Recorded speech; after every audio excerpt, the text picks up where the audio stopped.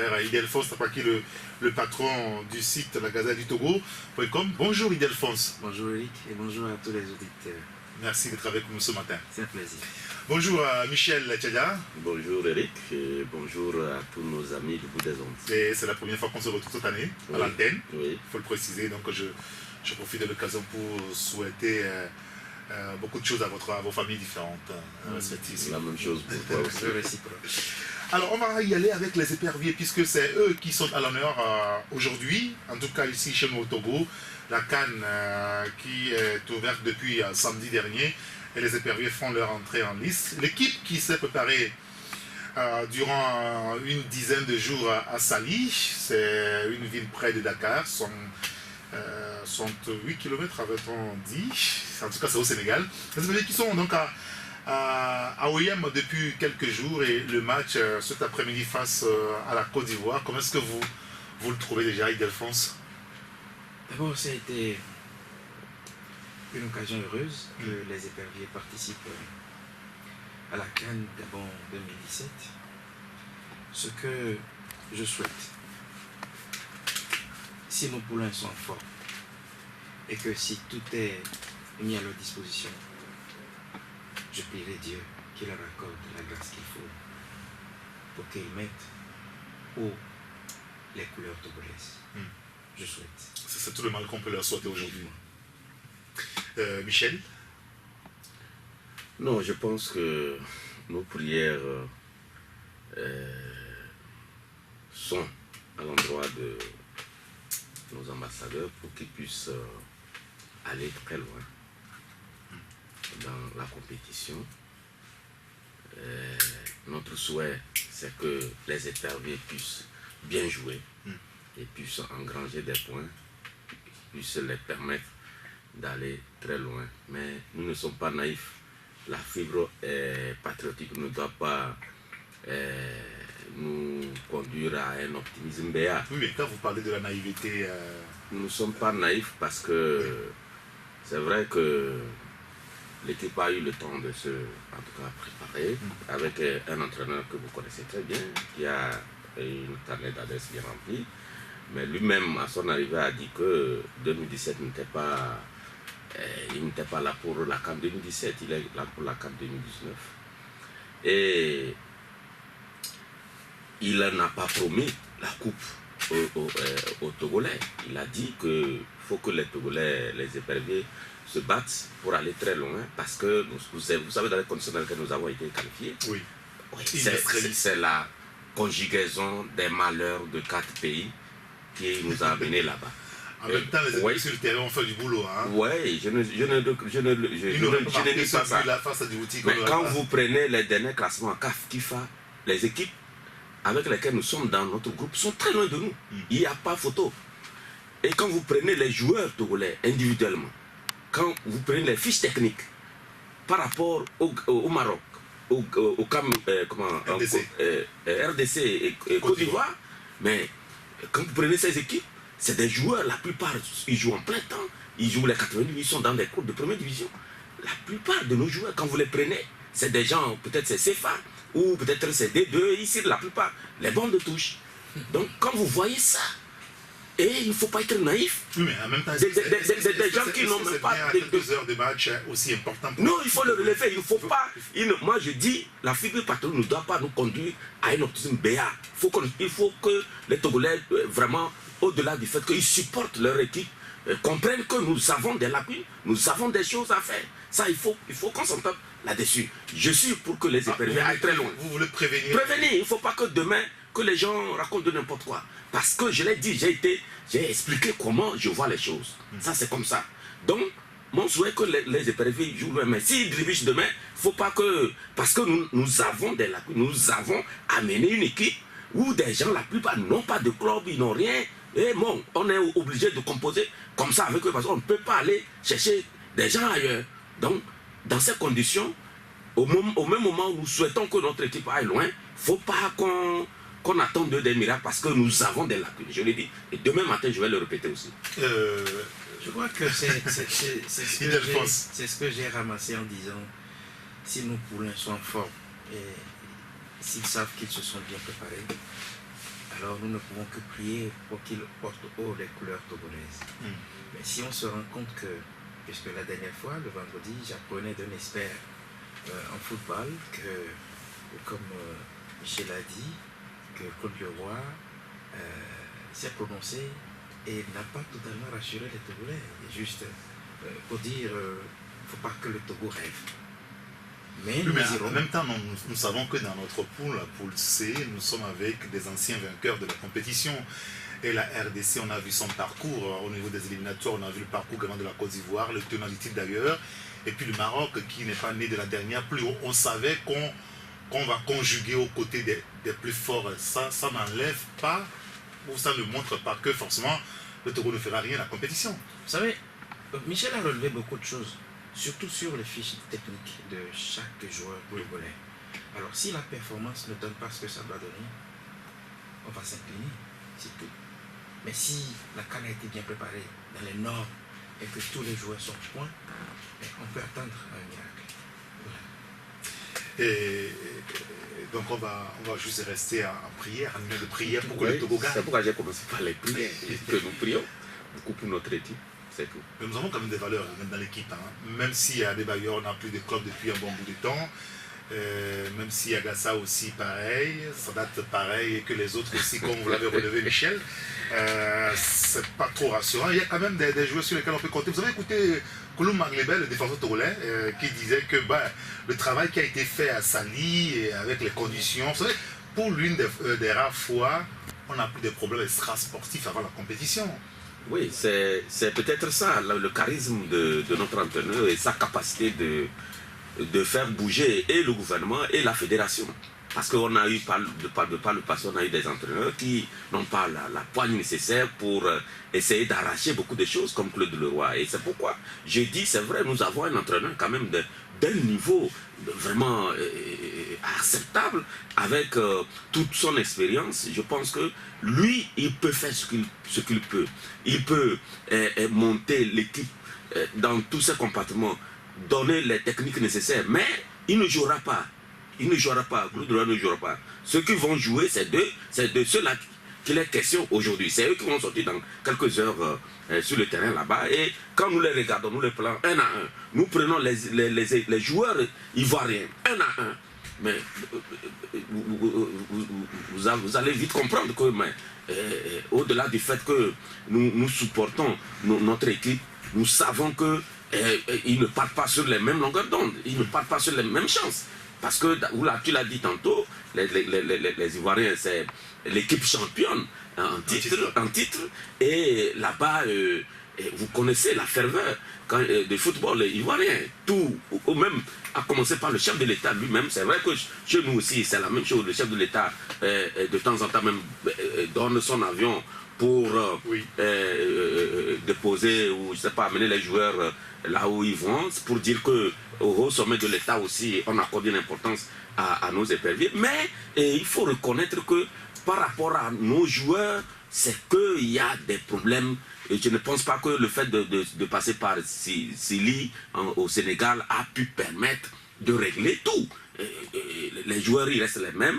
Et c'est vrai, on peut les inculquer tout là-bas, mais franchement, je pense que Claude Leroy l'a dit, c'est pourquoi je le crois, il a dit que son objectif, ce n'est pas la CAN 2017, mais c'est la CAN 2019. Donc il est en train de monter une équipe, il est en train de travailler, là-bas il faut le féliciter, il est en train de travailler. Mais maintenant, quant aux fans de football qui, bon, peut-être par mes connaissances de certaines formes de choses, croient naïvement. Moi, je dis, je ne suis pas dedans. Voilà. Bon, d'accord, très bien. Bon, comme le frère Liberté l'a écrit ce matin, en ville, il n'y a pas cette ferveur qu'on connaissait quand les éperviers ont un match.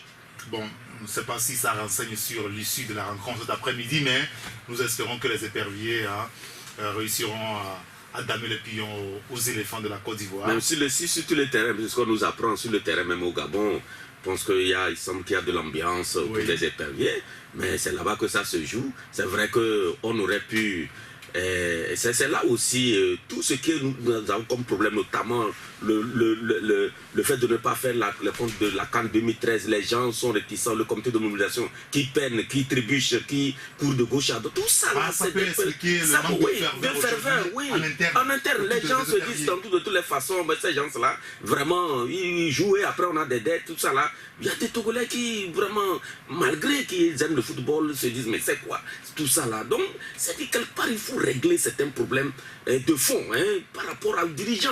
Il faut que des gens honnêtes. Jacques Anouma a passé du temps à construire le football ivoirien.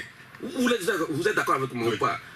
Mais vous allez au Côte d'Ivoire, les gens reconnaissent que ce même monsieur, il est venu, les Margouillas, les gens qui voulaient se sucrer sur les îles, il les a écartés. Dit non, ici c'est la Côte d'Ivoire, travaille. On veut des gens comme ça. Ceux-là qui pensent qu'il faut aller au football. Vous savez, pendant des années, les gens viennent à la FTF, on dit ils sont riches, mais en fait, ils viennent pour s'enrichir à la FTF.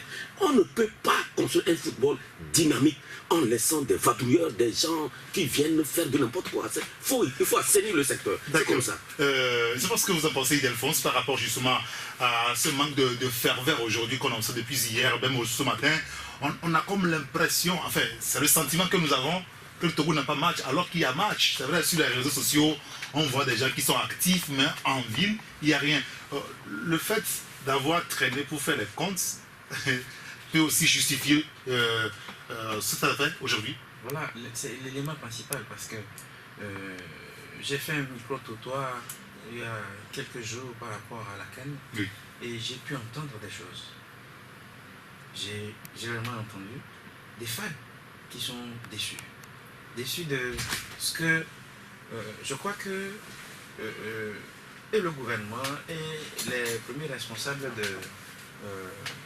de la FTF vont regretter le fait que la sortie de Madame Bito a provoqué ce sentiment-là qui a fait que les gens ont dit mais comment vous nous demandez de cotiser, on cotise, vous ne faites pas les comptes et maintenant quand on exige, on crie, on fait les comptes et on se rend compte que les gens ont mis la main dedans. Et ce qui est encore grave, on dit qu'on n'arrive même pas à retrouver les traces de certaines choses. Et vous demandez encore aux gens. Alors je crois que tout ça, là, ça a participé à la démotivation des Togolais. Prions. Mais c'est important quand même qu'on puisse soutenir les éperviers du Togo. Il est important d'être d'accord avec moi, Michel, qu'il faut soutenir les éperviers du Togo. Nous sommes obligés, parce que j'ai parlé de la fibre patriotique. Oui. Nous sommes obligés, c'est notre pays, nous l'aimons, on doit chanter tout à l'heure, on va chanter l'hymne national là-bas. Oui. Ce qui est fondamental pour un pays.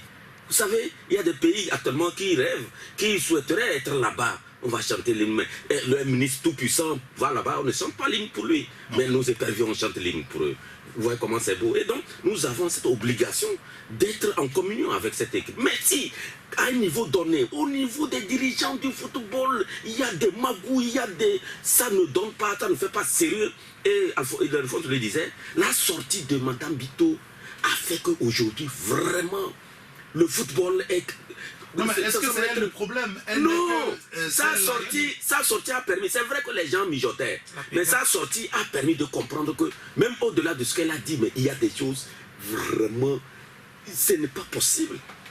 Mais ces gens-là, ils rôdent, ils sont à l'ombre, ils circulent, et ils n'ont pas de problème. On ne peut pas continuer comme ça, demander aux Togolais de contribuer, alors que les gens ont gardé par devant eux des milliards, des centaines de millions, et on demande aux Togolais de saigner encore. Et si au moins on inquiétait ces gens-là, au moins on va dire, mais ils ont quand même mis la main sur les deniers publics, au moins on les sanctionne. Maintenant ils sont là. Le ministre a rassuré que l'État va récupérer son argent. Quel ministre? Non, vous avez écouté le ministre, Lorenzo. Non, écoutez, tu sais Eric, nous ne sommes pas ici pour parler de ça, mais je dis, mais ça fait combien d'années que les gens réclament? L'opinion même réclame. Et qu'est-ce qu'on a fait? C'est le ministre Lorenzo de nous dire que non, le gouvernement, non, il ne faut pas, c'est trop facile de raconter des choses. Je dis les Togolais deviennent de plus en plus exigeants par rapport à un certain nombre de choses. On ne doit plus blaguer les Togolais. Ils deviennent exigeants. Il y a certaines choses, il ne faut pas que certains pensent que les discours de 1990, c'est fini ça. D'accord, très bien. Merci beaucoup Michel Ildefonse sur ce sujet lié donc aux éperviers du Togo. Nous allons maintenant parler de cet événement qui a eu lieu ce week-end, le renouvellement je vais parler de l'instance ou des instances du comité d'action pour le renouveau CAR. Et sans surprise, enfin, vous me le direz si vous avez été surpris, on a vu Maître Yaovi Agboibor, comme le confrère Liberté l'a écrit ce matin, il reprend son bien. Est-ce que vous partagez à peu près cet avis, Idelphonse? Tout en le partageant, je suis triste. Donc comment ça? Je suis triste et je crois que la manipulation, la manigance de Maître Agboibor ont abouti. Parce que lorsque la décision était tombée la dernière fois, je n'ai pas été surpris. Quand je me réfère à la première correspondance de Maître Agboibor, les termes de cette correspondance, je crois que ça a abouti. Et je suis malheureux parce que, visiblement, quand vous voyez Maître Agboibor, vous sentez qu'il a pris de l'âge. Et que, normalement, il devait opter pour la retraite. Une retraite politique. Il a eu le temps qu'il fallait pour faire ce qu'il veut faire aujourd'hui. Mais je crois qu'il a raté l'occasion. Malheureux. C'est toujours intéressant quand un citoyen veut agir pour changer le quotidien des Togolais. Je suis malheureux parce que... Vous êtes d'accord avec nous? Non, je viens. Je suis malheureux parce que la pratique de passer la main au sein même des formations politiques, surtout de l'opposition, peine. Je suis très malheureux parce qu'au sein même de ce cadre-là, il y a des jeunes cadres. Quand est-ce qu'ils auront à faire valoir leur qualité, si tant est que les gens qui avoisinent 70 ans veulent encore et encore se positionner. C'est ça qui me rend malade. Mais je ne suis pas surpris de la décision, puisque la manigance et la manipulation ont joué en faveur de Maître Agboibor. Agboibor qui reprend son bien. Oui. J'ai aimé le titre de Liberté. C'est son bien.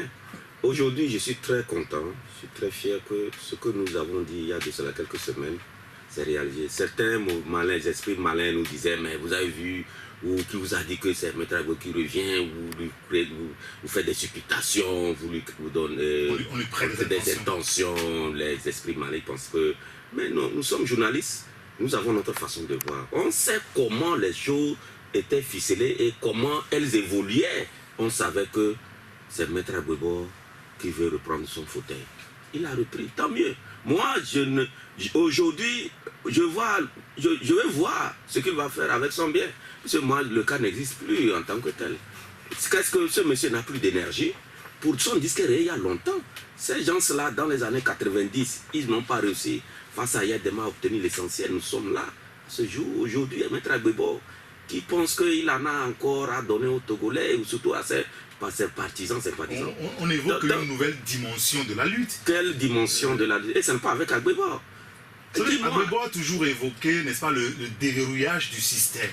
Et c'est lui qui est capable de faire. Nous allons voir. Moi, fondamentalement, ce monsieur, ça, il faut le reconnaître. Il a quand même été quelque chose de par le passé dans la lutte politique. Ça, on ne peut pas le nier. Mais chez nous, en pays Kabé, on dit que mais lorsque vous avez lutté, vous finissez vos 3 ans, laissez de côté, il y a d'autres qui sont là. Parce que vous n'êtes pas irremplaçable. Il y a d'autres qui sont là. Ce qu'il a fait, je pense qu'il faut le remercier pour ça. Ce qu'il veut refaire aujourd'hui, c'est de l'amusement. C'est-à-dire qu'il y a certains qui trouvent que, bon, peut-être il a quelque chose derrière la tête, qu'il veut un plan, mais compte tenu du contexte, parce que moi je tiens compte du contexte, compte tenu du contexte, qu'est-ce que Maître Agboibor, on parle de sage, qu'est-ce qu'il a encore à donner au Togolais? Je pense que la substance qui a quitté le cas aujourd'hui a quand même quelque chose à donner sur le terrain. Parce que je dis, c'est la substance qui est partie avec Maître Agboibor. Ces gens-là, l'allusion que vous faites là, oui. Ils étaient toujours avec Maître Agboibor. Eh oui, mais écoutez, j'ai dit toujours. Et donc, ils ont appris chez le maître. Oui, ils ont appris chez le maître. Donc, sauf que le maître, à un moment donné. Ils ont dit qu'ils vont conserver l'enseignement du maître. Non, ce n'est pas comme ça. Parce qu'à un moment donné, le maître n'a pas voulu leur donner l'oxygène nécessaire. Il a voulu les garder sous son emprise pour leur donner sa propre orientation des choses qui ont fait que ça n'a pas marché jusqu'à aujourd'hui. Donc, eux, aujourd'hui, c'est à la recherche de l'oxygène et à la recherche d'autres méthodes de combat politique que moi je pense, hein, peut-être je peux me tromper, mais c'est comme ça, moi je lis la détermination de Maître Apévon et de ses camarades de lutte. Mais fondamentalement, je dis, le CAR, il a pris son bien. Mais qu'est-ce qu'il fera de son bien? Maintenant, aujourd'hui, la lutte doit encore être beaucoup plus âpre parce que vous savez comment ça se passe. Quand vous prenez l'ANC et l'UFC, leur combat est là avant d'affronter UNI. Aujourd'hui, je ne sais pas comment ça va se passer aujourd'hui que lui-même, le maître, quand un jour il va rencontrer son élève, peut-être au cours d'une discussion, je ne sais pas comment ils vont, comment en politique, bon, les arrangements c'est vite fait. Bon, on verra. Sinon, moi je n'attends rien de ce monsieur, il a fait son temps, on l'a applaudi à un moment donné, c'est bon. Maintenant, s'il revient, je pense que c'est, il veut blaguer les Togolais, c'est tout. Bon, ça c'est votre avis. Le confrère Nouvelle Opinion évoque donc le retour d'une méthode politique de sagesse qui a fait ses preuves dans le passé. Quand il était à la tête du CAR, il n'était pas sage. Il ne faut pas qu'on berne les Togolais. Les Togolais dépassent ça. On place un mot là-dessus, on va marquer une pause après, puis on va revenir pour continuer ce débat sur le CAR. Justement, je voulais relever que l'élève peut parfois dépasser le professeur. J'ai été heureux un matin, quand j'avais en face de moi, au cours d'une conférence de presse, le professeur Komi Oulu, et puis Maître Zeus Adjavon. J'ai été enthousiasmé d'entendre Zeus dire « c'est mon élève ». Alors je suis très fier de lui parce qu'il est sorti major de sa classe. Il me dépasse. Vous savez, cette équipe qui a quitté le CAR, comme l'a dit Michel, vous avez vu tout ce beau monde-là, bien vaillant, qui est parti. Alors, avec ça, on peut faire beaucoup de choses. 1. 2. Vous avez dit, par rapport aux relations, le climat qui régnera entre les gens de FDR et le CAR. Seront-ils des partenaires? Je fais relever par rapport à leur partenariat prochain. Je fais relever juste que durant le congrès, on a cherché en vain les invités de FDR. On ne les a pas trouvés. C'est normal, non? Vous voulez les trouver? Mais il faut que ça parte. Les premiers pas, quelque part. Parfait. Nous allons marquer la pause pour le journal. Juste après, on reviendra sur ce débat et on analysera la contribution prochaine, peut-être, hein, vous aurez l'occasion de me le dire, la contribution du CAR dans la lutte politique aujourd'hui. Et puis on parlera également des réformes politiques, puisque Faure Gnassingbé a encore jeté un pavé dans la mare, avec la création de la commission de réflexion sur les réformes politiques. Et ça jase beaucoup au niveau de l'opposition. Le CAR, Maître Agouibo s'est déjà prononcé là-dessus. Il a été clair, il n'accepte pas cette commission mise en place par Faure Gnassingbé. On reviendra sur le sujet tout à l'heure. Retour pour la deuxième partie donc, de Taxi Presse avec Idelphonse Sapakish et Michel Tchadia, le patron du journal Ouattara Les Vainqueurs. Et nous allons continuer le débat qu'on menait avant, lié donc au renouvellement du bureau du comité d'action pour le renouveau CAR, avec le retour à la tête du parti de Maître Yaouvi Agouibo. Pour les confrères, ce n'est pas une surprise, mais quelles conséquences cela peut-il avoir finalement sur l'échiquier politique, vous pensez, Idelphonse? Quelles conséquences? D'abord, il faut poser la question à Maître Agouibo. Pourquoi, quand il était encore Premier ministre, il avait toute la charge et toute la chance et l'occasion qu'il fallait, il n'est pas arrivé à faire ce qu'il fallait. Puisqu'il a dit qu'il faut repartir, il faut reprendre la lutte, il a parlé des réformes. Oui. Et c'est pour cela que je disais, il faut lui poser la question de savoir pourquoi il avait chuté.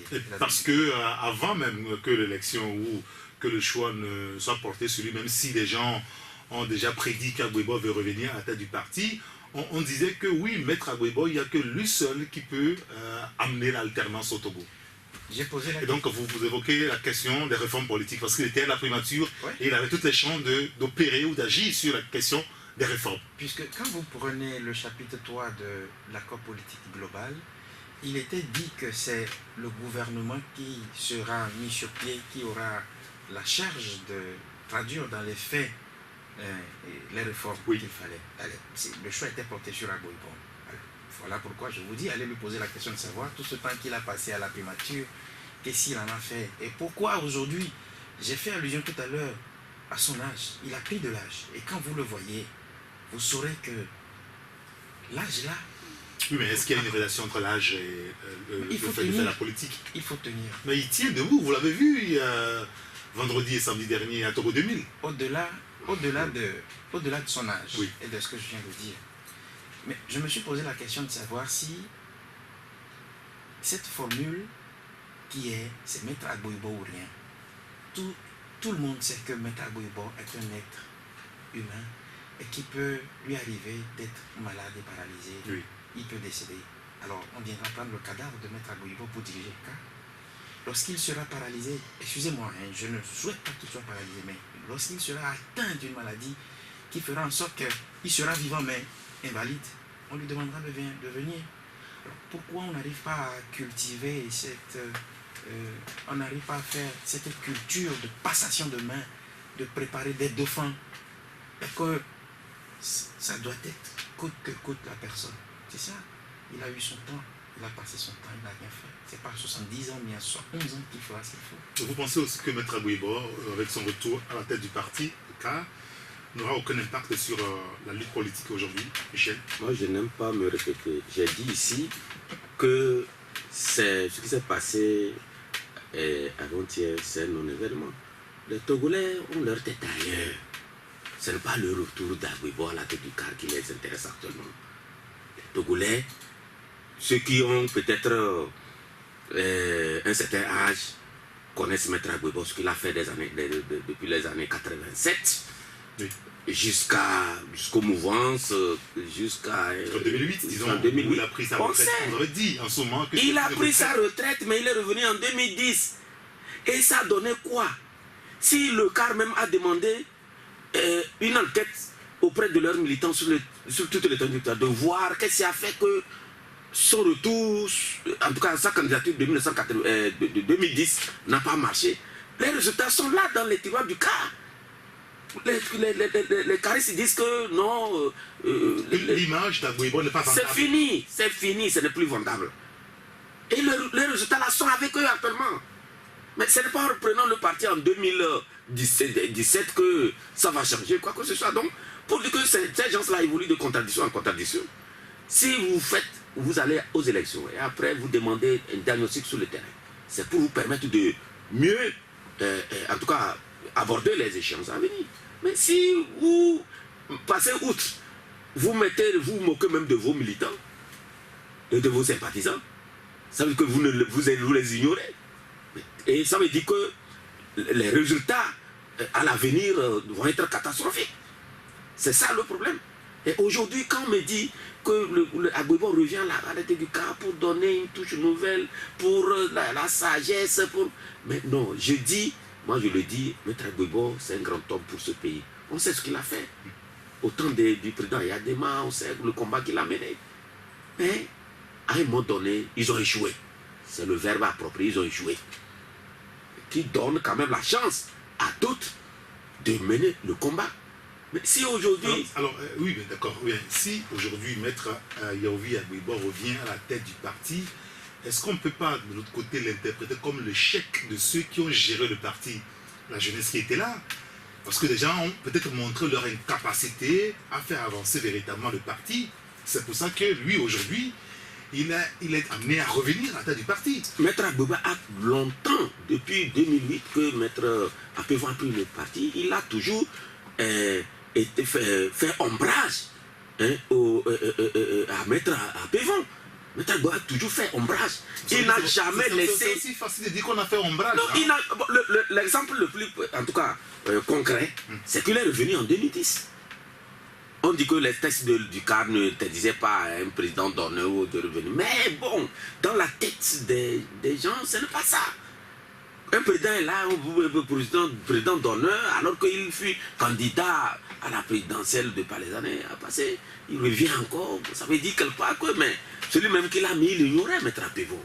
Et je vous assure que le congrès qui voulait faire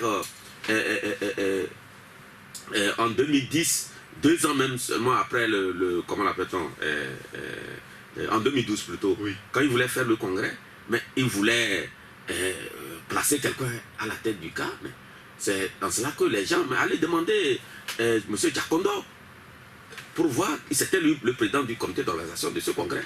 Mais quand ils se sont rendus compte qu'Agbouibo voulait faire ramener quelqu'un, mais il dit, mais ce n'est pas si c'est ça, nous ne sommes pas d'accord avec vous. Et on a laissé, après on accuse Maître Agbouibo qui refuse d'organiser les congrès. Vous savez, c'est très facile de raconter des histoires sur quelqu'un.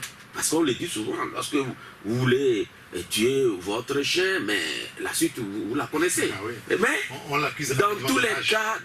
cas, aujourd'hui, je dis que les Togolais, aujourd'hui, ont appris beaucoup. Ça fait 27 ans que la mouvance, 27 ans, celui qui est né en 90 a 27 ans. Donc, quand tu as 27 ans, tu sais distinguer le bien du mal. Vous comprenez? Et aujourd'hui, je ne pense pas que Maître Agbouibo, au-delà de son âge, de son 11 ans, je ne pense pas au-delà de ça. Et compte tenu du contexte, je le dis, du contexte actuel, il n'a pas de marge de manœuvre. C'est juste, il a besoin de régler certaines affaires personnelles. C'est pourquoi il a bousculé tout. Affaire Personnel à lui, pas pour les Togolais. Oui, Non, il a de faire du business avec ce parti-là. C'est pourquoi il revient. Sinon, ce n'est pas pour servir. Ce n'est pas pour servir les Togolais. Oui, mais si vous le dites, c'est parce que vous avez des éléments. Mais en tout cas, peut-être le temps viendra de les mettre sur la place publique. D'accord, très bien, on le lira, le journal aura les vainqueurs au moment opportun. Mais est-ce que, aujourd'hui, on peut tout dire ainsi, Maître Yaovi Agbouibo revient au devant de la scène. Est-ce que ça ne voudrait pas dire, je pose la question à Michel, est-ce que ça ne voudrait pas dire que ceux qui, depuis des années, depuis que lui, il était en retrait, que ceux qui ont géré le parti, y compris la jeunesse qui était là, ça ne veut pas dire qu'ils ont tous échoué? Lorsque je fais un parcours de l'histoire, et que je me rends compte que Maître Agbouibo a pu diriger le CAR de 1991 à 2008, et que d'une baguette magique, lui, qui est président, donnait un titre qu'il a essayé de fabriquer. Et qu'il y a un président national qui gère normalement. On ne peut pas comprendre que c'est lui qui se pointe à la candidature du CAR. Oui, en 2010. Déjà, on peut avoir une idée de ce que la personne a dans sa tête. Vous savez que beaucoup de journaux, beaucoup de confrères ont caricaturé Maître Agbouibo comme étant un fin roublard. Et il a pu tirer vers lui tout ce qu'il fallait. Tout ce qu'il fallait. Si vous me dites aujourd'hui que l'équipe qui est partie et qui a créé aujourd'hui Les FDR. les FDR a échoué, je dirais non. Je dirais non pour la simple raison que des enquêtes ont été menées tout juste après la présidentielle de 2010, comme l'a dit Michel tout à l'heure. Et si je m'en tiens au propos d'un certain M. Binafra, qui est l'un des colosses Agbouibo dans le temps. il disait que nous avons sillonné presque toutes les régions où était implanté le CAR. Et on a demandé qu'est-ce qui ne va pas. La phrase qui était sortie, c'est que c'est la tête de Maître Agbouibo qui ne plaît plus aux militants. Et aux Togolais. Et alors, partant de ce fait, il fallait qu'il cède. Alors, si les choses se passent comme ça, et si on se réfère quelques années plus tard à une correspondance qui dit que les gens sont venus me voir, à son âge, les gens sont venus me voir pour que je reprenne la tête, sans penser à ce que quand on exerce un métier, à un moment donné, il faut penser à la retraite. Et c'est quand vous êtes admis à la retraite, avec les qualificatifs qu'il faut, qui font de vous un homme d'une certaine grandeur, si vous ne faites pas allusion à ça, vous allez connaître ce que Maître Agbouibo connaît aujourd'hui. Vous avez vu tout ce qui a concouru au départ de la majorité, la grande majorité du CAR. Et ceux qui sont restés aujourd'hui, moi je ne dirais pas qu'il aura à faire des affaires, mais je sais que Maître Agbouibo a quelque chose dans sa tête, c'est pourquoi il n'avait pas laissé la main libre à Maître à Pévon de faire. Donc il revient forcément pour des raisons personnelles. Je dis que toutes les correspondances que j'ai eues quand il y a eu cette crise-là, on disent long et des révélations ont été faites. Je conclus, parce que je n'avais pas envie d'en parler. Maître Agboibo a l'âge d'être admis à la retraite. Point final. Bon, d'accord, mais aujourd'hui, il est à la tête du parti et il y a beaucoup de choses. Il y a une certitude, il n'y a plus de crise au cas.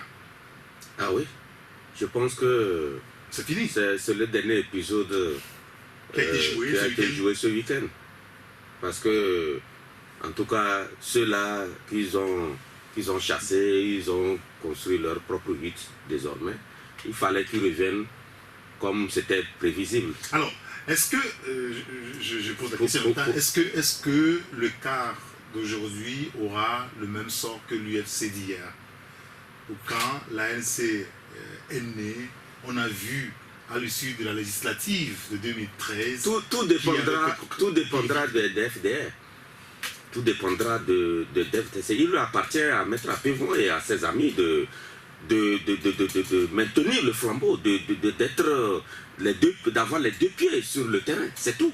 Puisque aujourd'hui, vous allez voir, mais c'est un parti c'est un parti essoufflé. Déjà, on a amené quelqu'un qui n'a plus de repères, parce qu'aujourd'hui, la manière dont il faut chauffer le terrain, ça dit comment chauffer le terrain. Agboibo n'a plus l'énergie possible. C'est faux, c'est pour régler des affaires personnelles.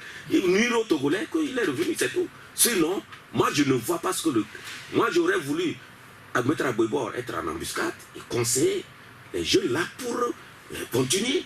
Parce que quoi qu'on dise, peut-être il a quelque chose encore à donner. Mais lui-même, tout devant, je dis, je ne sais pas ce que Maître Agboibo revient. Si ce n'est pas pour des affaires personnelles et nuire à la démocratie au Togo. Sinon, qu'est-ce qu'il a encore à nous dire? Son disque est rayé depuis longtemps, il le sait. C'est fini. Les chansons d'avant-hier, ça ne marche plus aujourd'hui. Vous voyez? Donc, oui, c'est ça, c'est de ça qu'il est question. Le quart, le même sort que l'UFC, vous pensez? Je n'en parle plus. Vous n'en parlez plus. Très bien. Eh bien, nous, on va évoquer un autre sujet. On va rester un petit peu sur la question des réformes politiques, puisque Faure Gnassingbé a lancé de nouveau le débat en début d'année, le 3, avec la nomination des membres d'un comité, dit comité de réflexion sur les réformes politiques.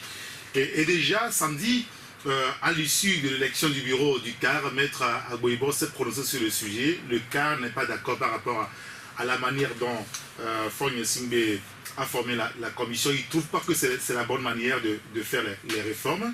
Je ne sais pas ce que vous en pensez, Ildefonse, puisque déjà le constat c'est qu'au niveau de toute la classe politique de l'opposition, cette commission n'est pas la bienvenue. Or, Faure Gnassingbé l'avait annoncé il y a plusieurs années. Il y a au moins 2 ans, je ne me rappelle plus, mais il y a au moins 2 ans que Faure Gnassingbé, dans un discours, évoquait cette fameuse commission de réflexion. Oui. Qui était, je veux dire, l'une des recommandations de la CVJR. Si je m'en tiens à la loi fondamentale togolaise, dans son article 58 qui fait du chef de l'État le garant de l'unité nationale, oui, cette commission n'est pas la bienvenue. 2. Mais expliquez-nous pourquoi ce n'est pas la bienvenue, cette commission. Alors, vous avez vu la formation. Vous avez vu oui. Les membres qui composent cette commission-là. Oui. Ils sont pour la plupart proches du parti au pouvoir. C'est des admirateurs du chef de l'État, pour d'autres. Alors, vous avez fait allusion à une des déclarations du chef de l'État qui annonçait déjà cette fameuse commission. Mais je peux vous dire que en février 2009, sur la radio FM Liberté, le chef de l'État togolais, lui-même, il a dit qu'il prend l'engagement, j'ai pris l'engagement et je compte respecter, que je compte respecter. C'est de mettre en œuvre totalement et entièrement de façon exhaustive l'APG que nous avons signée. J'en suis le garant et toutes les mesures qui ont été décidées seront mises en œuvre. Je ferai les réformes avant la présidentielle de 2010. C'est le même Faure qui dit ça. Bien avant ce qu'il avait dit.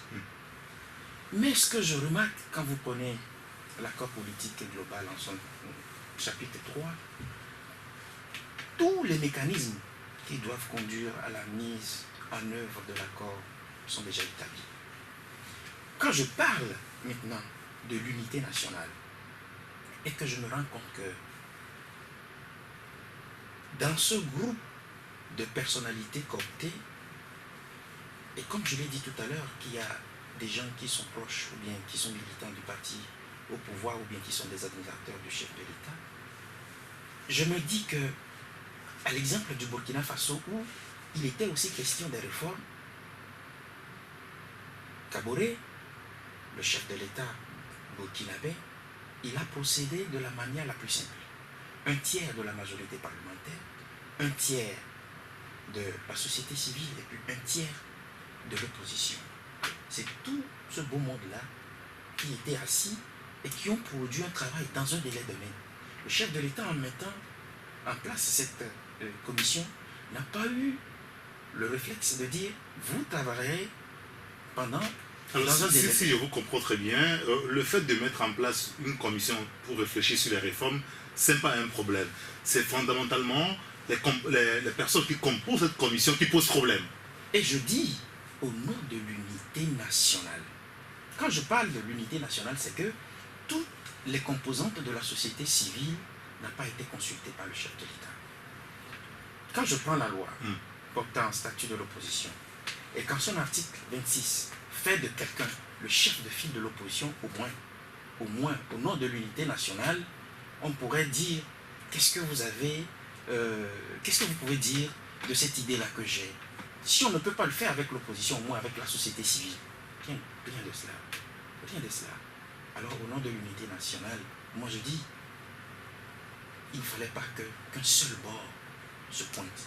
Et il faut maintenant, si le chef de l'État retrouve la bonne volonté, parce qu'entre-temps, il n'y avait pas la volonté de faire les réformes. Parce que depuis 2009, il a dit, mais il n'a jamais fait. Maintenant, il faut situer et donner un délai à cette commission-là, comme ça a été fait aussi au Bénin, où Talon a dit, nous allons procéder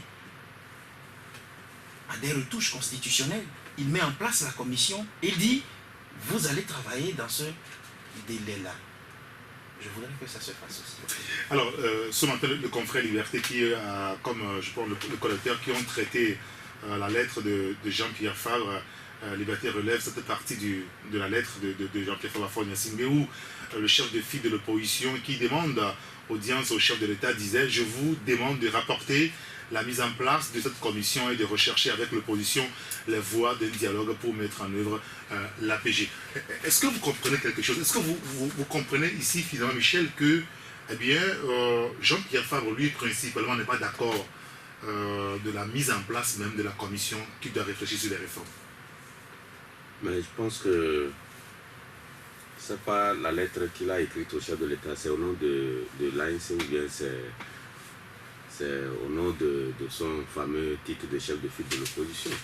Parce que quand je constate que ses camarades même de l'opposition le contestent chaque matin, qu'ils refusent de lui reconnaître ce titre, et au même moment lui aussi ne fait rien pour unir. Oui, mais en même temps, vous savez que ce ne sont pas ses camarades de l'opposition qui lui ont donné ce titre, c'est une loi. Oui, mais c'est malheureux que son titre, c'est le pouvoir seul qui reconnaît son titre, que ses amis même. Est-ce que c'est le pouvoir ou l'État? Oui, c'est l'État. Oui, c'est l'État, c'est le pouvoir. C'est l'État, c'est le pouvoir qui lui reconnaît ce titre. Puisque ses amis, quand vous les prenez un à un, ils ne reconnaissent pas ce titre.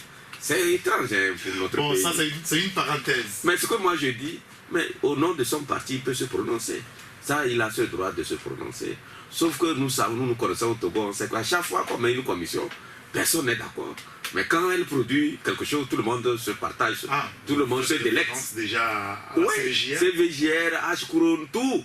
Les gens ont toujours balayé du revers de la main toutes ces commissions. Mais quand elle produit quelque chose, tout le monde met son bec dedans. C'est ça, c'est le constat que je fais. Mais moi, je n'ai pas à voir les colorations des gens qui composent cette commission. Moi, quand je les prends un à un, Peut-être qu'il y a des gens dedans qu'on sait que c'est uni, ça c'est clair. Mais il y a d'autres, on ne sait pas quelles sont leurs couleurs. Bon, à chacun d'aller. Comme les professeurs Podar et Ouais, je sais pas, si vous allez mettre. Okodoko. Vous allez mettre l'autre. C'est quelle couleur vous lui donnez mettre, le docteur Iou par exemple, c'est quelle couleur vous lui donnez? C'est uni aussi? Non. En tout cas, on le voit Non, habituellement non. à se matcher l'opposition. Mais il donne, c'est un intellectuel qui de temps en temps donne son point de vue. Il n'est pas obligé d'applaudir. Oui, c'est quand même curieux qu'il ne donne jamais de point de vue sur ce que fait le pouvoir de Fournier. Mais tous ils le connaissent dans l'opposition plus que le pouvoir. C'est les opposants là qui connaissent beaucoup. Iou, je ne vous apprends rien. Ils connaissent ses origines. Voilà.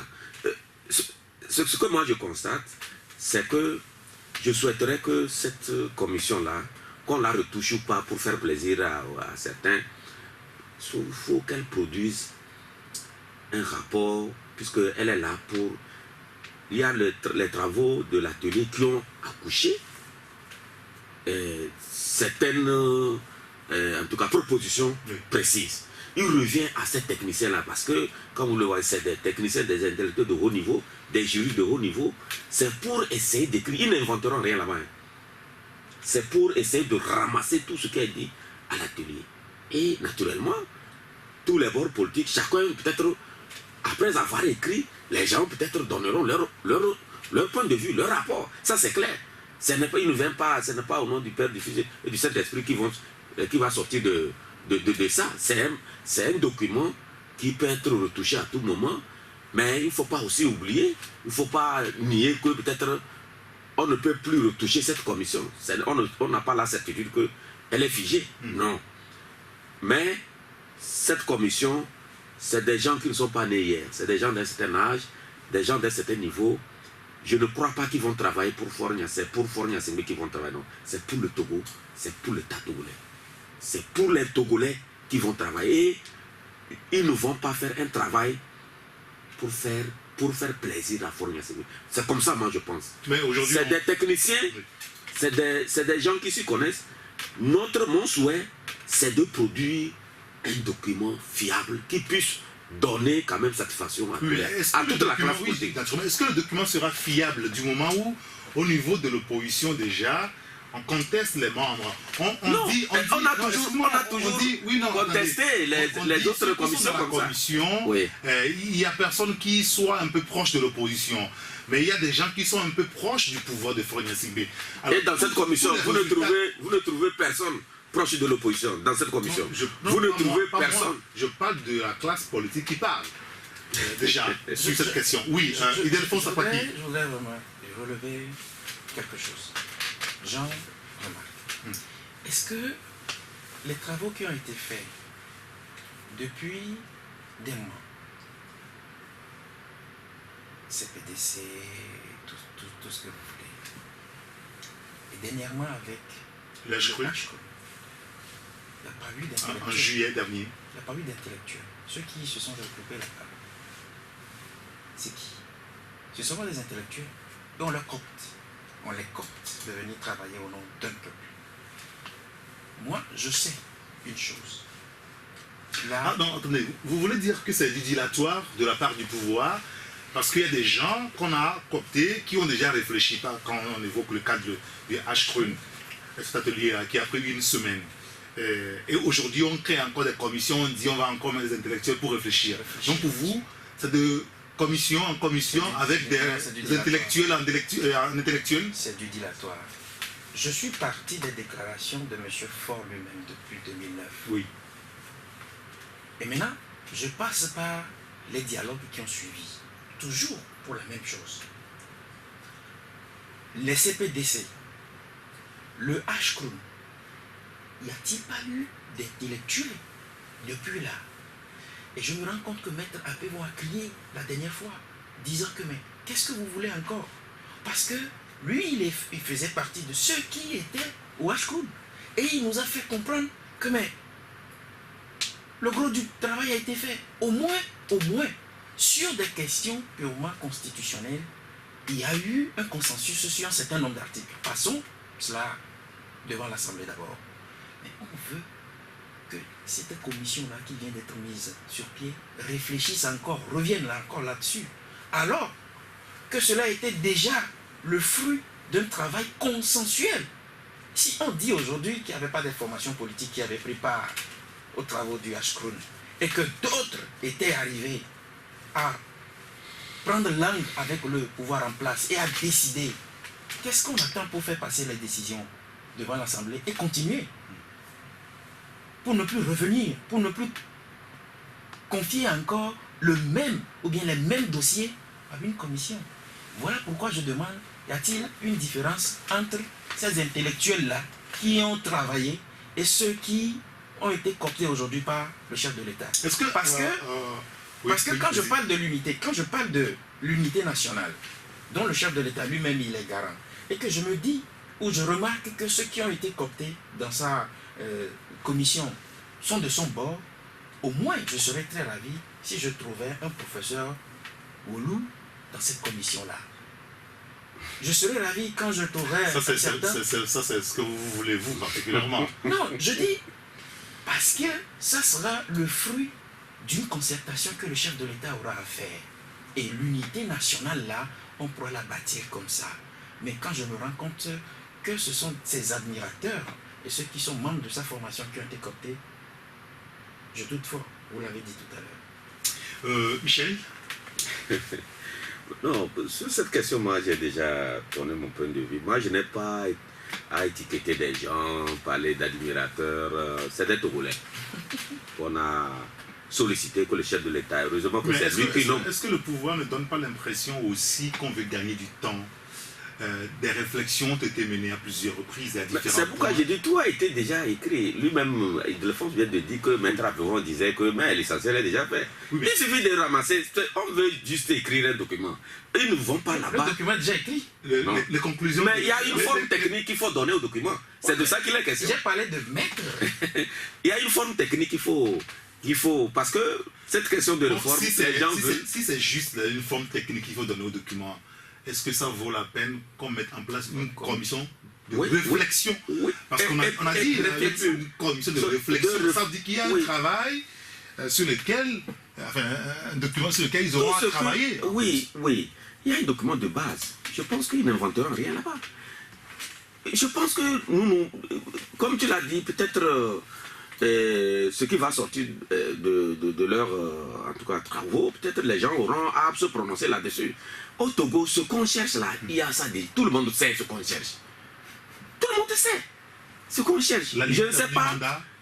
Mais tout ça là, mais il ne faut pas que certains fassent des réformes d'une manière sectorielle ou chose, comme certains ont l'habitude de le dire. C'est un truc global qu'on va faire. Il ne faut pas que les gens trouvent que pour nous c'est ça qui nous intéresse. Tout intéresse les Togolais. De toutes les manières, moi je veux une chose, que fort de l'expérience que j'ai par rapport à la manière dont les Togolais ont toujours, en tout cas, accueilli les différentes commissions depuis l'arrivée au pouvoir de Faure Gnassingbé. Je me dis que, qui vous dit que cette commission peut-être va accoucher un travail formidable, que ceux-là qui aujourd'hui sortent les griffes, mais vont dire, mais non, on s'agitait pour rien. Voilà, ils ont fait un bon travail. Et qui vous dit que peut-être les partis politiques n'auront pas à donner leur point de vue après avoir produit, en tout cas, le document. Donc c'est de ça qu'il est question. Il ne faut plus qu'on reste encore, parce que la classe politique, moi, ma crainte, c'est que, quelque part, le chef de l'État s'est dit, mais écoutez, Togo Télécom 1, Togo Télécom 2, APG, les gens se sont rencontrés, je ne sais pas, ils restent seulement sous le manguier, ils ne sont pas restés. Ils se sont rencontrés partout. Mais ça a donné quoi? Aujourd'hui, c'est il faut aller vraiment à l'essentiel. Et maintenant, quand le document sera là, moi j'ai foi que ces membres-là, ils vont faire un travail formidable pour ce pays. Aujourd'hui, Faure Gnassingbé, enfin Jean-Pierre Fabre demande à être reçu par Faure Gnassingbé. Mais c'est bien qu'il le ressent très vite. Ça pourra faire avancer. Oui, non, et je suis sûr que, vu comme les rapports entre les deux, il va puisque de par le passé, il a sollicité des audiences, le chef d'État l'a reçu. Je ne vois pas qu'est-ce qui va empêcher Faure Gnassingbé de le recevoir. C'est un devoir républicain pour lui de recevoir le chef de file de l'opposition. Peut-être ça va permettre d'éclaircir un certain nombre de choses pour l'intérêt du pays. Il n'y a pas de problème. Bon, en tout cas pour le confrère Nouvelle Opinion, difficile de connaître la réelle orientation de l'ANC, juste parce que Jean-Pierre Fabre demande à rencontrer Farien Singbe. Oui, Ildefonse Akwaki. Non, sans chercher à défendre M. Jean-Pierre Fabre, je crois que j'ai fait allusion tout à l'heure à la loi portant statut de l'opposition qui fait de lui le chef de file de l'opposition. Et puis l'article 26. Et puis, non, pas contesté. Contesté par cette conférence. Non, c'est parce qu'ils ne comprennent pas. Ah bon? Oui, parce que une loi qui régit un État ne peut être contestée par qui que ce soit. C'est une loi qui a été votée à l'Assemblée nationale et qui régit l'État togolais. Je ne vois pas, ils comprennent. Peut-être qu'ils ne comprennent pas, ou bien c'est une jalousie de leur part. Bon, ça c'est une parenthèse. Alors, je disais, si à l'époque, il n'y avait pas eu cette mauvaise volonté ou bien la mauvaise foi de certains politiques ou la plupart qui dirigent l'État togolais depuis le 20 août 2006 où l'accord politique a été signé, on n'en serait pas là. Qu'est-ce qui a fait que depuis 2006, la mise en œuvre peine? J'ai été très éberlué d'écouter un ministre de M. Faure qui a même parlé de la caducité de cet accord-là. Du président Faure. Et, de M. Faure Gnassingbé. Et il n'a pas été recadré par le chef de l'État. Vous parlez du ministre Florent Maganawe. Il n'a pas été recadré par le chef de l'État.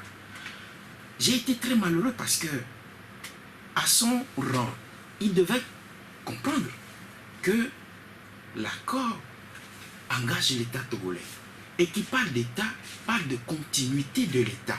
Et je ne peux pas comprendre qu'un ministre de son rang, ou bien il a peut-être oublié que l'État est une continuité et que cet accord-là qui a été signé engageait l'État togolais pour prononcer cela. Qu'est-ce que le chef de l'État lui a dit jusqu'aujourd'hui? Est-ce que vous savez? Rien du tout. Voilà pourquoi les Togolais comme moi, ou bien les gens comme moi, seront sceptiques, puisque je suis sûr d'une des qualités du chef de l'État. Il fait de très beaux discours, il fait des promesses, il ne réalise pas pour la plupart du temps ces promesses. Vous avez vu ce qu'il a dit en 2009. Vous vous rappelez les états généraux de la santé et de l'éducation? Jamais. Alors, sur ces deux points-là, je suis très sceptique. Je veux voir. Mais je voudrais que le travail qui sera fait, puisque c'est dans l'intérêt général, dans l'intérêt de la nation togolaise, je voudrais que toutes les composantes soient, ou bien y soient. Comme vous le voulez. Très bien. Alors, on va aborder juste un autre aspect du sujet lié à l'opposition, beaucoup plus avec ce nouveau regroupement de partis politiques qui a été créé la semaine dernière, les FDR et d'autres qui étaient ensemble. Est-ce que ça ne pose pas fondamentalement un problème, Michel, ces genres de regroupement de partis politiques? Parce que là, visiblement, ça donne deux blocs au niveau de l'opposition. Non, moi, d'abord, quand tu parles de regroupement, ce regroupement-là, eux-mêmes disent que c'est un regroupement informel. C'est comme c'est des gens qui, peut-être sur certains points, eux-mêmes l'ont dit, c'est pour accorder leur violon par rapport aux réformes politiques. C'est juste pour se concerter de temps en temps, pour avoir conjoncturel. Ils n'ont pas de président. C'est là où moi, je n'ai pas aimé, c'est là où je n'ai pas aimé. Ça dit qu'il devait avoir un peu plus de courage pour avoir un porte-parole ou un président, quelque chose comme ça. Parce qu'actuellement, bon, c'est des gens... Ils manquent de courage? Non, ils n'ont pas été courageux.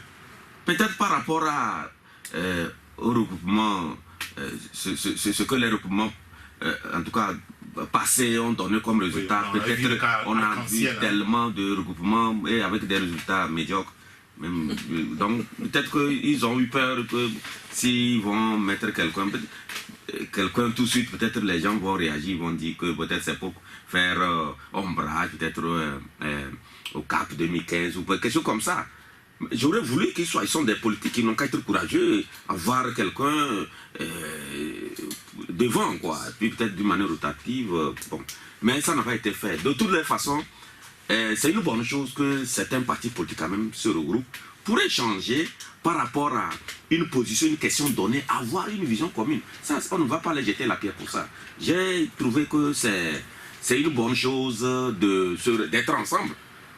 Mais s'ils partagent, parce que chaque parti politique a une philosophie, une vision donnée. Mais sur certaines questions précises, ils doivent quand même peut-être Parce essayer... que quand on suit le débat politique depuis un moment de temps, et quand on évoque la question ou les questions des réformes politiques, on parle de la limitation du mandat, on évoque le scrutin à deux tours, le mot de scrutin si vous voulez. Oui. Ces points-là, au niveau de l'opposition, ils sont tous d'accord là-dessus. Alors si c'est pour travailler sur ce sujet, pourquoi est-ce qu'ils ne sont pas ensemble? Au-delà de ça, il y a la décentralisation, il y a la question de la décentralisation. Ils sont à peu près d'accord là-dessus. Oui, mais écoutez, ils sont sur le terrain politique, il y a d'autres choses, peut-être qu'ils ne vous diront pas. Peut-être à l'avenir, aujourd'hui ils n'ont pas de tête, demain il peut avoir une tête. Et ils peuvent formaliser ce qui est informel aujourd'hui, avec peut-être une vision beaucoup plus éclatée. En ce moment-là, chacun aura peut-être... en politique, bon, moi je ne trouve pas de problème. Le fait de les voir, c'est ça qui a manqué pendant longtemps, les égos, tout ça, là. Mais si, par rapport à... Je regrette que, bon, parmi eux, il y a que peut-être ADI et FDR qui sont des partis sur le reste. Bon, c'est des gens comme ça qui sont venus, sinon. Mais dans tous les cas, il faut quand même les encourager. S'ils peuvent quand même maintenir le cap, pas le cap 2015, hein. Oui, je pense que peut-être que demain, ils peuvent obtenir des choses. Parce qu'il faut apprendre. Ça dit qu'il faut apprendre chez l'autre. Et réciproquement. Donc, le fait d'être ensemble, moi, je ne trouve pas que ça soit... Est-ce que ça ne renforce pas le clivage qu'on a observé depuis toujours au niveau de l'opposition, où des gens, par affinité, se mettent de côté, d'autres de notre côté, et puis après, on constate qu'à la fin, il y a toujours des difficultés à se mettre ensemble et être d'accord sur des points essentiels? Je vais relever que c'est une bonne chose d'avoir ce genre de regroupement. Et je relève que ceux qui se sont regroupés ont mûri l'idée et ont tiré le son de toutes les erreurs qui ont été commises par le passé. Si tel est le cas, j'applaudis. Et je dis, bon vent, bon courage. Mais je me rends compte dans le même temps qu'il se pose encore un problème de leadership. Parce que si ce regroupement-là, on a pu le faire, et qu'on nous dit après que c'est un regroupement informel. Les gens se sont réunis, ils ont parlé d'une seule voix, ils n'ont pas de porte-parole, ils n'ont pas de nom. À quoi cela rime? Michel disait tout à l'heure que peut-être que la tête se fera voir. Il y a une association politique qui dit « N'est vrai en politique que ce qui n'a pas été dit. N'est vrai en politique que ce qui n'a pas été dit. » On attend de voir ce que ça donnera. Je suis d'accord que ceux qui se sont regroupés, qui sont dans la lutte il y a des années, il a cité au moins 2 formations politiques dont les responsables ont la matière à dire. Et puis...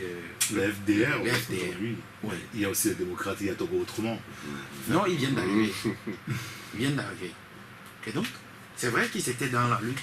Mais les expériences de regroupement, je crois que ces 2 partis politiques en ont eu suffisamment et ils sauront faire. Tout ce que moi je veux, ma prière, c'est que ça marche pour que le Togo redevienne un État normal, c'est tout. La concurrence ne va pas être rude. Je crois qu'ils sont... J'ai parlé de tirer les leçons du passé. Si ils sont... Parce qu'aujourd'hui, au-delà de tout, hein, ça donne l'impression de 2 blocs. Et quand il y a 2 blocs, il faut qu'un matin qu'il y ait affrontement. Non, moi je ne crois pas. Parce que j'ai écouté quelque part Jean-Pierre Fabre dire que, bon, lui salue ce regroupement-là, bon, et ils ont en tout cas produit un document que lui n'a pas encore lu, tout ça là, mais d'une façon globale, il trouve que c'est bien que des gens se retrouvent. Donc si on part de cette façon de voir du chef de file de l'opposition, je pense que aujourd'hui, c'est ce que beaucoup reprochent à Jean-Pierre Fabre, parce qu'il ne fait rien pour que l'opposition, quand même, sur certaines questions, se retrouve. Mais si, sur certaines questions, il arrive à peut-être travailler. C'est-à-dire que c'est à lui en réalité, En réalité, d'appeler les d'appeler autres. les autres. Qu'est-ce qu'on va faire? Pour une Qu'est-ce vision qu'on commune. fait? Quand il va aller rencontrer le chef d'État, normalement, il doit rencontrer les autres. Mais la plupart du temps, quand il a rencontré le chef, il n'a consulté personne. Il a allé chef de file, terminé. Voilà. Donc, c'est à lui de faire un effort, avoir de l'humilité, ce qu'il n'a pas, ce qu'il le fait défaut réellement. Il n'a pas d'humilité. Il ne veut pas descendre de son piédestal pour comprendre les autres, pour amener les petits. Puisqu'en politique, il n'y a pas de petits. Il faut rassembler l'âge autour de lui. Il n'en a pas. Bien. Voilà. Delphonse, peut-être un dernier mot. D'accord, très bien. Ben, il est l'heure aussi, on doit rendre l'antenne. Merci beaucoup, Michel Tchada. Merci. Je rappelle que c'est vous le patron du journal Ouara le Vainqueur. Jeudi prochain, vous serez dans les kiosques. Dans les kiosques. Parfait. On aura le temps de vous recevoir dans Taxi Média Show le matin. Ouais. Alors, oui, je voudrais Ildefonse. saisir Finalement. saisir l'occasion pour dire que le 5 février prochain, la Gazette aura 1 an Oui. et qu'il y a des activités qui sont prévues. Je crois qu'au moment opportun, on en visitera. Forcément, puisque la radio Taxi FM est toujours dans la célébration de ces 2 bougies. Et donc nous aussi, bon, on vous invitera au moment opportun, ne vous en faites pas. Merci beaucoup Ildefonse d'avoir été le patron de la Gazette du Togo.com. Merci à Dia Prosper qui a assuré la mise en onde. Appelez-moi Eric Gator. Demain matin, 7h, on est ensemble pour Taxi Média Show, puis à 11h avec d'autres confrères. On décryptera l'actualité socio-politique de notre pays. Ici, la portez-vous bien. Et puis, à 13h, vous retrouverez Joël Onigolo pour le journal en EV. Et puis après, on parlera de football avec les éperviers. Forcément, c'est intéressant toujours d'évoquer les éperviers, puisqu'on a un match très important cet après-midi. N'oubliez surtout pas, c'est à 16h pour le match, mais avant, à 15h30, Blaiseau, sur le plateau, organisera donc un grand plateau pour parler de ce match-là. Vous les écouterez et puis après, on verra. Que la chance soit du côté des éperviers. Nous, on y croit forcément. À bientôt!